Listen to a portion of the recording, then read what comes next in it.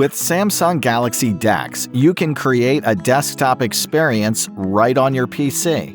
First, you'll need to download the DeX for PC app from the Samsung DeX website. Click on the installer from Downloads and follow the prompts.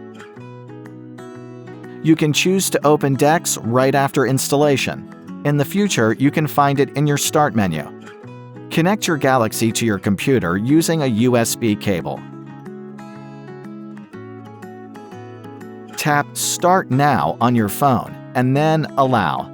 Wait a few seconds for the phone to connect. When it does, a DeX window will appear on your screen. You can now access your favorite phone apps right on your PC. Use your PC's mouse to open up to 5 apps that will resize for DeX compatibility. There are some really cool things that you can do in DeX, like texting your phone contacts from your computer. Just open up the Messages app and use DeX to send and receive. You can also manage files by moving them from your Galaxy to your PC, and vice versa. Click and drag a file from your PC to the Samsung DeX window to transfer a PC file to your mobile device. You can easily exit DeX at any time by closing the desktop app.